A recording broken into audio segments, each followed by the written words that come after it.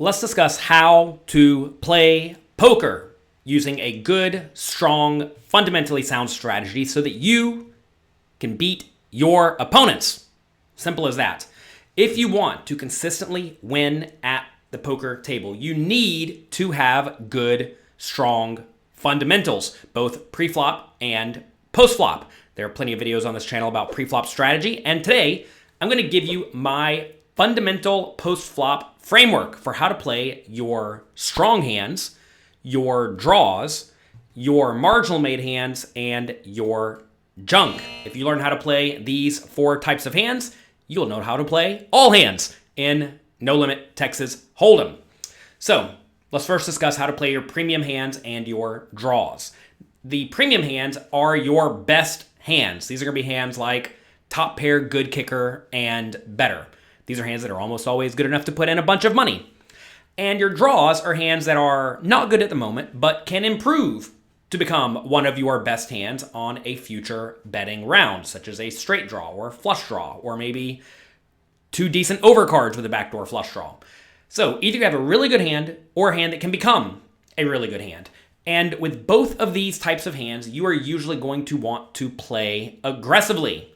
When you're the pre-flop aggressor, meaning you raise before the flop and someone calls, you're usually going to want to be betting with both your premium hands and your draws.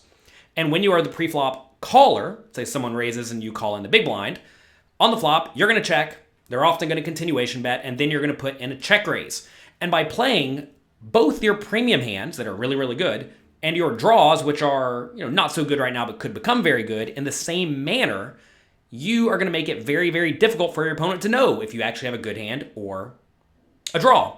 And that's going to result in your opponent being put in a guessing game, and quite often they are going to guess wrong.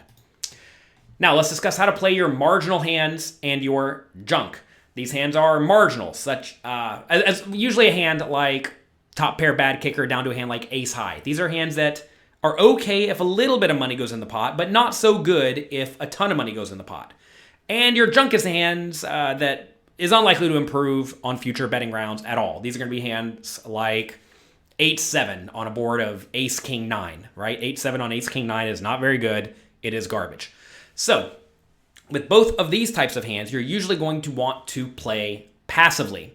When you are the pre-flop aggressor, you're usually going to want to check or check behind with these hands, usually with the intention of calling with the marginal made hands if your opponent bets the turn and folding the junk.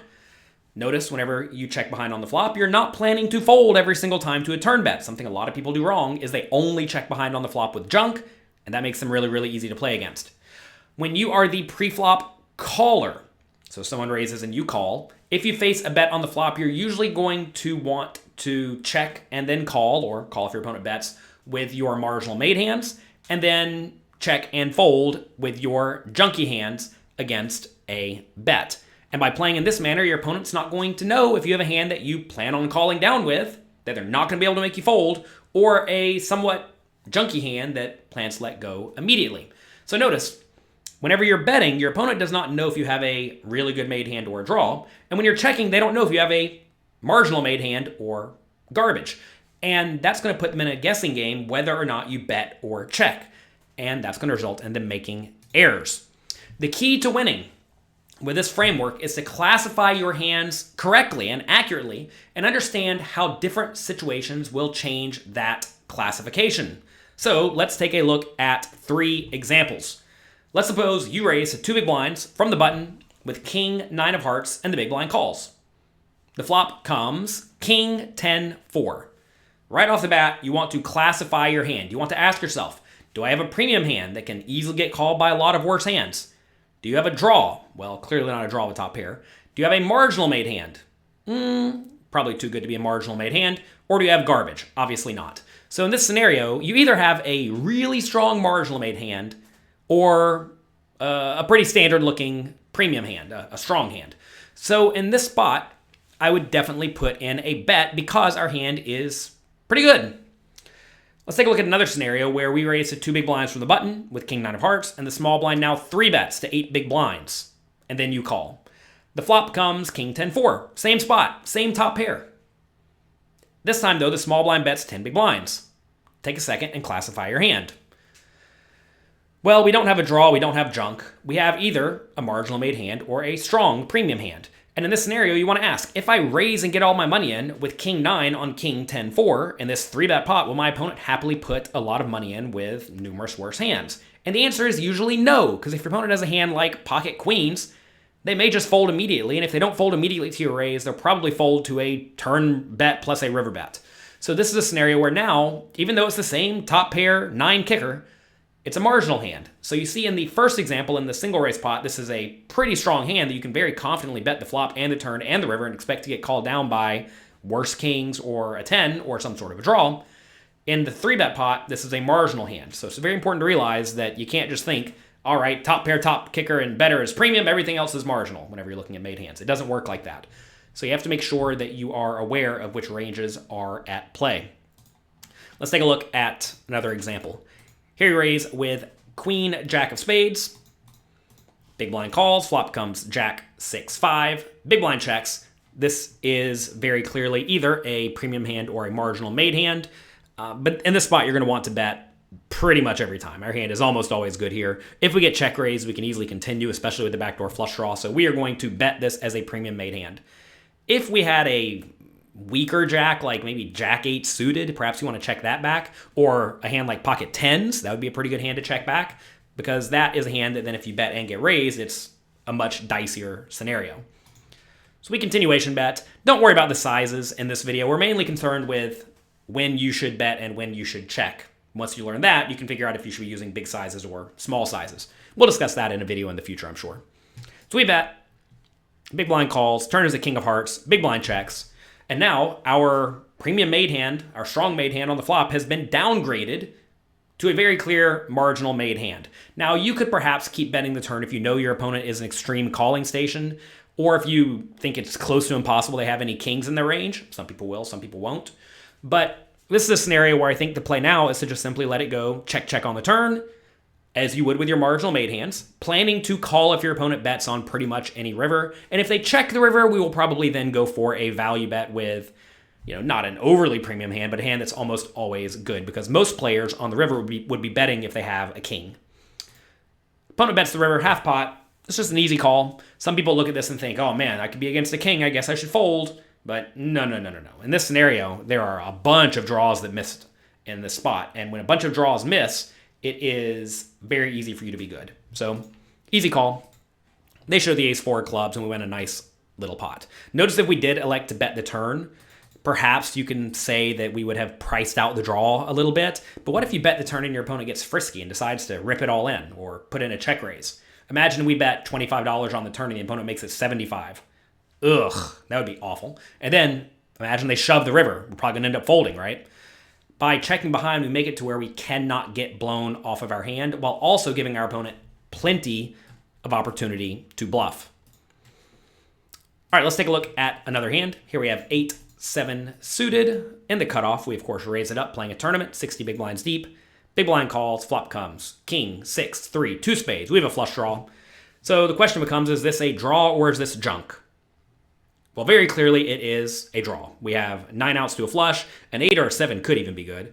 Also, we may even be able to bluff if a scary card comes on the turn, like an ace. So this is a very, very clear bet. You're going to find that whenever you are betting with your draws, you usually want to be betting with your draws that can bet and then easily call if your opponent raises, or draws that can bet and then fold if your opponent raises. In this scenario, if we had a hand like perhaps 7-4 of diamonds, maybe we don't raise that from the cutoff. But if we do raise 7-4 of diamonds or 7-5 of diamonds, if we do bet the flop and the opponent puts in a big check raise, we can fold. But with a hand like 8-7 of spades, we can bet and then call, right? So we do bet, opponent does call, turns a 9 of diamonds, opponent checks. This is a situation where some people are afraid of betting because they fear getting check raised. And, you will get check raised sometimes. And if we do make a bet of, let's say, 2,000 or 3,000, your opponent may just rip it all in and you'll have to fold. But you will find that that happens very, very infrequently. And if you're selective about the hands you're betting on the turn, remember, we're going to be betting the turn only with our best made hands. Maybe king, queen, and better. Maybe king, jack, and better, something like that. So good, strong top pair type hands. And then some draws. And in the scenario, yeah, we do have a decent number of draws, and it would be pretty unfortunate to bet this hand and have to fold it. But whenever we do get raised, it's usually not going to be all in, and we can actually call and try to get there. So this is a spot where I definitely like betting. And I want to make it really clear, we would play many, many other hands that are very strong in this manner as well. So by betting in this spot, if our opponent even has a hand like pocket queens, it's a very marginal scenario because they lose to all the kings. And against the draws, we are going to have, in this scenario, something like 20, 30, 40% equity sometimes. So this is a spot where we are going to be in very, very good shape with what is referred to as a strong polarized range. Either we have a really good made hand that's crushing our opponent's mostly marginal hands, or we have a draw that is very live to outdraw them. So we do bet 3,000, and they just concede the pot. Fine and good. So that's it. That is how you play poker using a fundamentally sound strategy. With your premium hands and draws, you usually want to be aggressive. And with your marginal hands and your junk, you usually want to play passively. And very important, you must practice, practice, practice. You're going to find that this may not come easy to you naturally, but if you consistently think on every single betting round, is this a premium hand, a draw, a marginal made hand, or junk, and you do that consistently, you are going to get better and better and better at it. You're going to do it every single time. And it's going to be like riding a bike. I know some of you out there can't ride a bike. I'm teaching my kids to ride a bike right now. It's not easy. But once you know how to ride the bike, it's easy. You just do it automatically. And that's going to go a long way to helping you play fundamentally sound poker, which will help you crush your opponents. That's going to be it for today's video. If you enjoyed this video, do me a quick favor. Click the like and subscribe buttons below. I would appreciate that. Also, click the notification bell. We have lots of fun videos that come out here on this channel. If you're new, welcome. I appreciate you being here. And if you've been here before, well, welcome back. Goodbye. I will talk to you next time.